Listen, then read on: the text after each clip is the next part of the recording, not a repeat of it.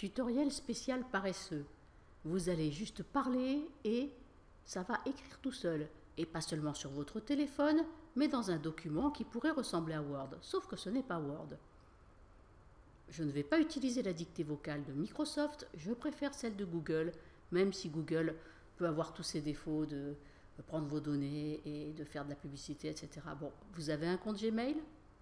Si vous êtes connecté à votre Gmail, en haut à droite, il y a ce qu'on appelle la grille des applications, la même que vous avez dans l'espace Microsoft, mais à gauche. Quand on clique sur la grille des applications, on accède à ce qu'on appelle le Drive. Le Drive, c'est un espace où vous pouvez poser vos fichiers et où vous pouvez créer des documents équivalents à Word, Word en ligne, avec beaucoup de fonctionnalités. Par exemple, je clique sur Nouveau, Google Doc, un document en ligne apparaît, et je vais pouvoir tester la dictée vocale très simplement. Notez que ça, c'est l'équivalent d'un Word avec toutes les fonctionnalités de format, la règle, les taquets de tabulation. Et dans les outils, vous avez ce qu'on appelle la saisie vocale. C'est très simple, cliquez pour parler. Et vous pouvez écrire des pages et des pages comme ça, c'est beaucoup plus fiable que celle de Microsoft, de Windows ou de Word. On y va, c'est celle que vous avez sur votre téléphone en fait. Bonjour, virgule.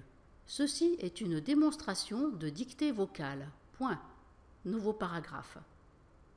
La dictée vocale de Google est assez fiable à condition que vous preniez le temps de bien articuler quand vous parlez. Point. Vous pouvez écrire des pages et des pages. Le logiciel fait très peu d'erreurs. Toutefois, vous devrez passer derrière pour corriger quelques petites fautes d'accord, de grammaire ou quelques incompréhensions, car cela peut arriver. Point. Pour terminer la dictée vocale, il vous suffit de cliquer à nouveau sur le micro rouge.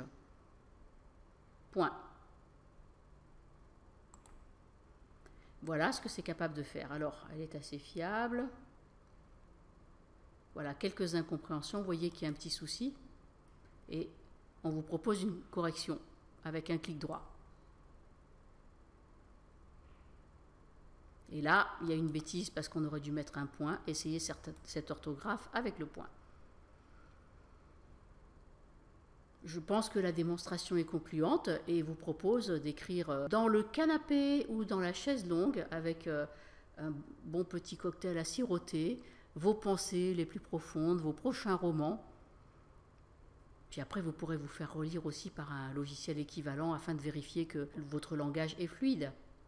Allez, amusez-vous bien!